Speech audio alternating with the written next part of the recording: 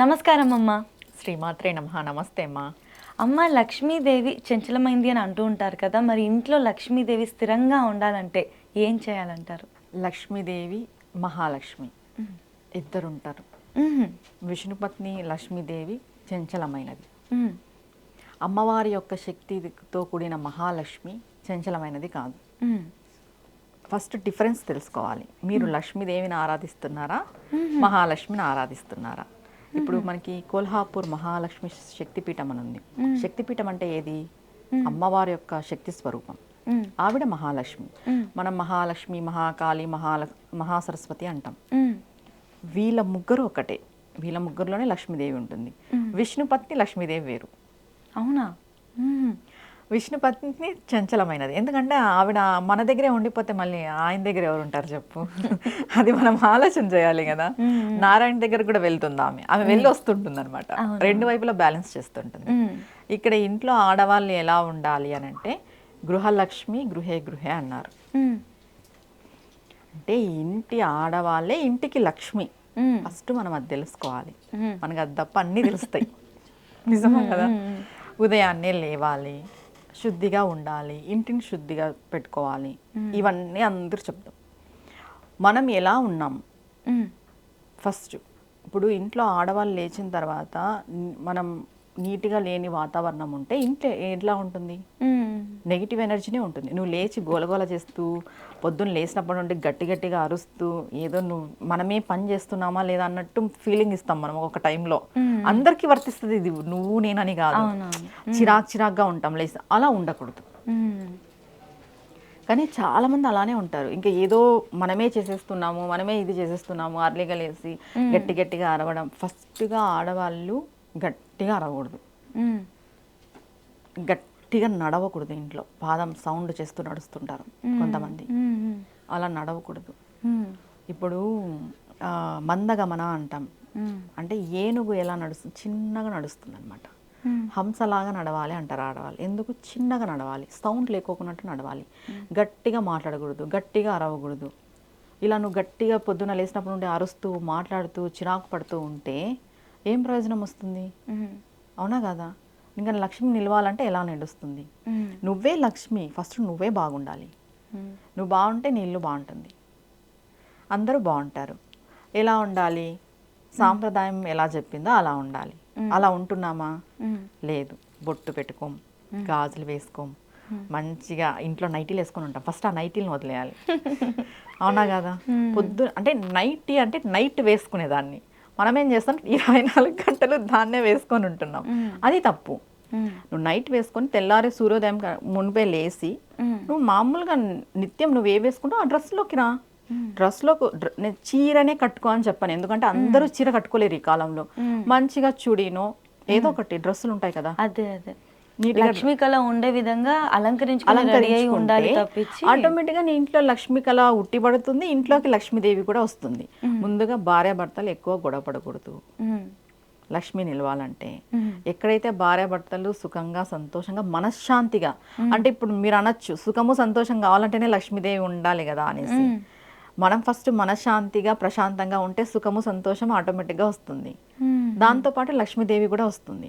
ఒకరినొకరిని నింద చేసుకోవడము, ఇక్కడ ఏమైపోతుందంటే ఒకరినొకరిని అరుచుకోవడం వల్ల నెగిటివ్ మాటలు మాట్లాడతాం. భార్యాభర్తలు గొడవ, ఇంట్లో గొడవలు జరిగినప్పుడు ఆ నెగిటివ్ సౌండ్స్ అన్నీ పోయి మన వస్తువుల్లో చేరుకుంటాయి. నేను చెప్పాను ఇంతకు ముందే, సౌండ్కి ఒక ఆకారం ఉంటుంది అని. మన వస్తువుల్లో పోయి ఆ నెగిటివ్ సౌండ్ చేరుకున్నప్పుడు ఆటోమేటిక్గా మన ఇంట్లో నెగిటివ్ పెరిగిపోతూ ఉంటుంది. నువ్వు రోజు మాట్లాడే మాటల వల్ల ఇంకా నీకు పాజిటివ్ ఎక్కడి నుండి జరుగుతుంది? నోటికి ఎంత వస్తే అంత మాట్లాడుకుంటారు కొంతమంది, ఇష్టానుసారం, విచక్షణ లేకోకున్నట్టు. ఇంకా నీకు ఎక్కడ పాజిటివ్ ఉంటుంది? నీకు ఎక్కడ లక్ష్మి ఉంటుంది? ఇంకా ఇంట్లో ముందుగా కీచులు ఆడుకోకూడదు, దెబ్బలు ఆడుకోకూడదు, నింద చేసుకోకూడదు, బ్యాడ్ వర్డ్స్ యూజ్ చేయకూడదు. కొంచెం కామ్గా, క్వైట్గా, ప్రశాంతంగా ఉండాలి. ఎప్పుడైతే నువ్వు ప్రశాంతంగా ఉంటావో నీ ఇల్లు ప్రశాంతంగా ఉంటుంది. నిత్యము దీపారాధన చేయాలి, నిత్యము ధూపం వేసుకోవాలి. పెద్ద పెద్ద స్తోత్రాలు పారాయణాలు చెప్పట్లేదు. నువ్వు సూర్యోదయానికి మునుపే లేచి ఇల్లు ఆకిలి అంతా కడుక్కొని నీట్గా పెట్టుకొని నువ్వు దీపం పెట్టుకొని నువ్వు మనశ్శాంతిగా ఉంటే నీ ఇల్లు మనశ్శాంతిగా ఉంటుంది. ఇక్కడ ఆడవాళ్ళు ఒక్కటే ఉండాలంటే ఇక్కడ ఆడవాళ్ళు ఒకటే కాదు, ఇంటిల్లిపాది ఉండాలి. సరే నేను ఒకటే నేను ప్రశాంతంగా ఉన్నాను ఈరోజు అనుకుంటే కాదు కదా, అవతల వాళ్ళు కూడా అలానే ఉండాలా. ఇక్కడ ఇల్లు లక్ష్మి సంపద ఐశ్వర్యం అనేది ఒకరిపైన డిపెండ్స్ ఉండదు. అమ్మాయి పైన మాత్రమే డిపెండ్స్ ఉండదు, అబ్బాయి పైన కూడా డిపెండ్స్ ఉంటుంది. ఇప్పుడు అమ్మాయి లక్షణంగా ఉంది, అమ్మాయి సాంప్రదాయబద్ధంగా ఉంది, అమ్మాయి చీరలే కట్టుకుంటుంది, బొట్టే పెట్టుకుంటుంది, గాజులే వేసుకుంటుంది, ప్రశాంతంగా ఉంది. అబ్బాయి సరిగ్గా లేడు, ఎలా నిలుస్తుంది లక్ష్మి? అవునా కదా? ఇద్దరికి గృహంలో ఉన్న అందరికీ వర్తిస్తుంది, భార్య భర్తలు ఇద్దరికీ వర్తిస్తుంది లక్ష్మి నిలవాలి అంటే. ఇప్పుడు అబ్బాయికి బ్యాడ్ హ్యాబిట్స్ ఉన్నాయి, అబ్బాయికి దైవం పైన నమ్మకం లేదు, అబ్బాయికి దురలవాట్లు ఉన్నాయి, తర్వాత పొద్దునే లేస్తే అలవాటు లేదు, బ్యాడ్ వర్డ్స్ ఎక్కువ యూజ్ చేస్తాడు, ఎక్కువ గొడవ పడతాడు, ఎక్కువ కోపిష్టి, ఇంట్లో లక్ష్మి ఎట్లా ఉంటుంది చెప్పు? తర్వాత ఇంట్లో కొంతమంది పెద్దలు వాళ్ళు వీళ్ళు ఉంటారు, చిన్న మాటను పట్టుకోవడం గొడవ పడడం, పెద్ద మాటను పట్టుకోవడం ఇష్యూ చేయడం, ఏ గొడవ పడ్డానికే మాటలు మాట్లాడడము, ఒకరిని కించపరిచేలాగా మాట్లాడడము, ఒకరిని అంటే దుర్భాషలు ఆడడం అంటాం, ఇప్పుడు బాధ పెట్టడము. అవునా కదా? ఇలాంటివన్నీ ఒక మనిషిని ఇంకొక మనిషి బాధ పెట్టి ఏడిపిస్తూ కొట్లాడుకుంటూ ఉంటే లక్ష్మి ఎలా నిలుస్తుంది? నువ్వు నీ గృహలక్ష్మినే నువ్వు సరిగ్గా చూసుకున్నప్పుడు విష్ణుపత్ని అయిన లక్ష్మి నీ ఇంటికి వస్తుందా? అవును కదా? అవునా కదా? నీ భర్త విష్ణుమూర్తి, నువ్వు విష్ణుమూర్తినే నువ్వు సరిగ్గా ఇది చేసుకున్నప్పుడు అమ్మవారు వస్తుందా? ఇప్పుడు భార్యాభర్త అంటే శివ పార్వతులు అంటాం, లక్ష్మీనారాయణులు అంటాం, అంతే కదా? సీతారాములు అంటాం. అలాంటప్పుడు మనం ఎలా ఉండాలి? ఒక గృహంలో ఏది మంచి జరగాలన్నా చెడు జరగాలన్నా అందరిది బాధ్యత. ఇక్కడ స్త్రీ ఒక్కటే ఎలా ఉండాలి? ఎందుకు స్త్రీకే? పురుషుడికి ఎందుకు చెప్పకూడదు? పురుషుడికి కూడా చెప్పాలి కదా. స్త్రీ చీర కట్టుకునే పూజ చేయాలంటే పురుషుడు కూడా పంచ కట్టుకునే పూజ చేయాలి. నేను షార్ట్ వేసుకొని పూజ చేస్తాను, ప్యాంట్ వేసుకొని పూజ చేస్తానంటే ఎలా అవుతుంది? స్త్రీకే ఎందుకు చెప్తాము? పురుషుడికి కూడా చెప్పాలి, పురుషుడు కూడా పాటించాలి. స్త్రీ ఒక్కటే పాటించడం వల్ల ఏం జరగదు, ఇద్దరికి సమానమైన బాధ్యత ఉంటుంది. ఇప్పుడు ఉదయాన్నే లేచి స్త్రీనే అన్ని చేయాలనా? ఏం స్త్రీనే చేయాలని ఏం లేదు కదా. ఇప్పుడు అందరూ జాబ్స్ చేస్తున్నారు, అమ్మాయి ఒక్కటే చేయాలంటే ఎక్కడ అవుతుంది? ఆ అమ్మాయికి విసుగుంటుంది. నువ్వు కొంచెం చెయ్యి, హెల్ప్ చెయ్యి నీ భార్యకి, తప్పేం లేదు కదా.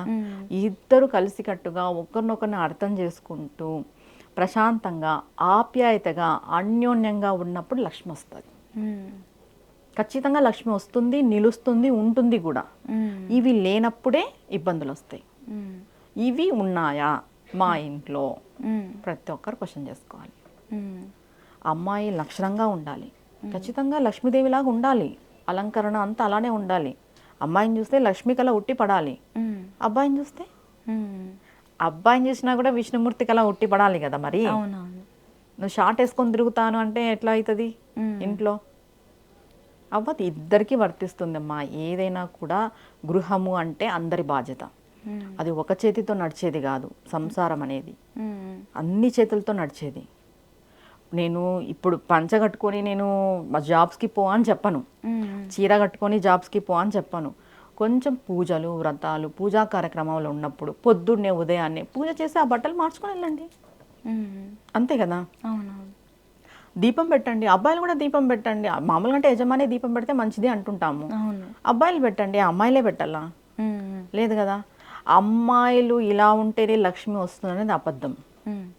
అబ్బాయిలు కూడా ఉండాలి, భార్యాభర్త ఇద్దరు ఉండాలి. ఇద్దరు ఉంటేనే లక్ష్మీదేవి వస్తుంది.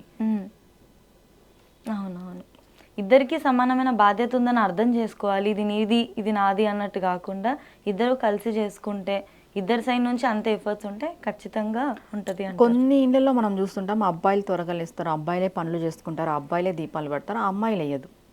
ఇలాంటి వాళ్ళని కూడా నేను చూసాను. అమ్మాయి లేవదు, ఆ అమ్మాయి పాటుకు అమ్మాయి ఉంటుంది, అట్లా ఇలా కూడా ఉండకూడదు. అవును.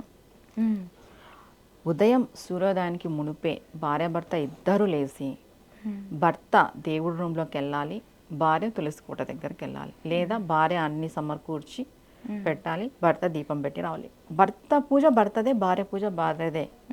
మళ్ళీ భార్య పోయి పూజ చేసుకోవచ్చు, లేదా భార్య చేసింది ఫస్ట్ మళ్ళీ భర్త పోయి పూజ చేసుకోవచ్చు, చేసుకోకూడదు అనేది ఏం లేదు. ఇద్దరు సాంప్రదాయంగా ఉంటే మరీ మంచిది కదా, ఇద్దరు కూర్చొని పూజ చేస్తే ఇంకా మంచిది కదా. కుదిరితే ఇంకా బాగుంటుంది. కుదిరితే ఈ పెద్ద నువ్వు దీపమే పెడుతున్నావు, ఏదో దీపం పెడతావు, ఏదో ఒక శ్లోకం చెప్పుకుంటా వచ్చేస్తావు. అదే సాంప్రదాయబద్ధంగా చేయండి. అవునా కదా. ఇప్పుడు ఎంతమంది అబ్బాయిలు బొట్టు పెట్టుకుంటున్నారు? అసలు అబ్బాయిలు బొట్టే పెట్టుకోరు. మనం సనాతన ధర్మంలో ఉన్నాము, మనం హిందువులై ఉన్నాము, మనం బొట్టు పెట్టుకోవడానికి ఎంత బాధపడుతున్నాము. ఇంకెక్కడ మనకి లక్ష్మీదేవి వస్తుంది? అవునవును. మన సనాతన ధర్మంలో మనం పాటించేదే బొట్టు పెట్టుకోవడమే మనకి ఫస్ట్ నియమం. అదే మనం పాటించట్లేదు. ఇంకెక్కడ మనకి లక్ష్మీదేవి వస్తుంది? అవును. ప్రతిదీ మనం ఆలోచించాల్సిన విషయం ఇక్కడ ఉంది. ఒక్క గృహము ఐశ్వర్యాలతో, సుఖ సంతోషాలతో, సంపదలతో నిండి ఉండాలి అంటే ప్రతి ఒక్కరి పాత్ర ఉంటుంది ఇంట్లో. అది ఒక్కరి వల్ల కాదు, ఒకరి వల్ల నిలుస్తుంది అనడం తప్పు. అందరి పాత్రలు ఉంటాయి. ఇప్పుడు ఇంట్లో కొంతమంది ముసలోళ్ళు పెద్దవాళ్ళు ఉంటారు, వాళ్ళు సరిగ్గా ఉండరు, వాళ్ళు గొడవలు పడుతూ ఉంటారు. వాళ్ళ వల్ల కూడా ఇంట్లో నెగిటివ్ ఎనర్జీ ఉన్నట్టే కదా. భార్య భర్త బాగున్నారు అనుకుందాం మనం, ఇద్దరు బాగున్నారు, మూడో వ్యక్తి ఉంటారు, ఎవరో ఒకరు ఇంట్లో అత్తో మామో ఎవరో ఒకరు ఉంటారు, వాళ్ళు సరిగ్గా లేరు, వాళ్ళ వల్ల కూడా నెగిటివ్ ఎనర్జీ మొదలవుతుంది కదా. అందరూ బాగుండాలి, అందరూ బాగుంటేనే అన్నీ బాగుంటాయి. ఇందాక అమ్మ మీరు సంతోషాలతో ఉంటే, ప్రశాంతంగా ఉంటే లక్ష్మీదేవత వస్తుంది అని అన్నారు కదా. మరి సుఖ సంతోషాలు ఇంట్లో నెలకొనాలి అంటే కొంతమంది ఎంత ట్రై చేసినా కూడా అవతల వ్యక్తి నుంచి అంతే సేమ్ కనిపించక కూడా అలా అవుతూ ఉంటుంది కదా, ప్రశాంతత లేకపోవడం, గొడవలు జరగడం, ఈ విధంగా కూడా. అలాంటప్పుడు ఏ దేవత ఆరాధన చేస్తే బాగుంటుంది? దేవత ఆరాధన అదేం లేదు. వాళ్ళ ఇంట్లో ఇంటి దేవుడు ఉంటారు, కుల దేవత ఉంటారు, ఇలా ఉంటుంది. లేదా అమ్మవారు, శివుడు, విష్ణుమూర్తి, ఇలా చేసుకుంటున్నాం ఎవరి ఇంటికి తగ్గట్టుగా వాళ్ళు. ఏ దేవత ఆరాధన అనే దానికంటే ఒకరికొకరు ఎట్లున్నారు అనేది చూసుకోవాలి ఇక్కడ. దేవత ఆరాధన మనం ఎంత చేసినా కూడా మనలో కూడా మార్పు ఉండాలి కదా. అది మస్ట్. మనం ఎలా ఉన్నామనేది కూడా మస్టే. ఊరికి మనం పోయి పూజ చేసి వచ్చినాము, మనం బాగా స్తోత్రాలు చదివేసినాము, పారాయణలు చేసినాము, దీక్షలు చేసినాము, మనకి ఏది జరగట్లేదు అంటే నీ ఎఫర్ట్ కూడా ఉండాలి, నీ కష్టం కూడా ఉండాలి. నీ ఎఫర్ట్ లేదే, నీ కష్టం లేదే జరిగిపోదు. భగవంతుడు ఏం చెప్పినాడు? నువ్వు ఒక్క స్టెప్, ఒక్క అడుగు ముందుకేస్తే నేను 10 అడుగులు ముందుకు వస్తానన్నాడు. మొదటిగా వేయాల్సింది ఎవరు? మనం ఒక స్టెప్ ముందుకేస్తే భగవంతుడు 10 అడుగులు ముందుకు వస్తాడు. ఇది మనం తెలుసుకోవాలి. లేదు భగవంతుడే రావాలి, నేను ముందుకే వేయను అంటే కుదరదు. మనం ఫస్ట్ పుష్ చేయాలి, కదిలించాలి. దాన్ని ఇంకా మోసుకెళ్తాడో తీసుకెళ్తాడో భుజాలపైన వేసుకుంటాడో అది భగవంతుని భారం. నమ్మిన వాళ్ళకి, భగవంతుని నమ్మిన వాళ్ళకి ఇది. ఇంకా భార్యాభర్త సుఖశాంతులతో ఉండాలి అని అంటే వాళ్ళిద్దరికీ అన్యోన్యత, అండర్స్టాండింగ్ బాగుండాలి అని అంటే అర్ధనారీశ్వర స్తోత్రము, ఉమామహేశ్వర స్తోత్రం, ఈ 2 స్తోత్రాలు కంటిన్యూగా బాగా పారాయణం చేసుకున్నా కూడా వాళ్ళిద్దరి మధ్యన అన్యోన్యత పెరుగుతుంది. ఖచ్చితంగా. దైవారాధన ఇంపార్టెంట్ మా. దైవారాధన చేస్తూ మనల్ని మనం సరిదిద్దుకుంటూ, మనల్ని మనం మార్చుకుంటూ మనం ముందుకెళ్ళాలి. సుఖశాంతులు అనేటివి ఆటోమేటిక్గా వస్తాయి. ఇంటిల్లిపాది కూడా ఒక అన్యోన్యత భావంతో ఉండాలి, బాగుండాలి, ఒక అండర్స్టాండింగ్తో ఉండాలి.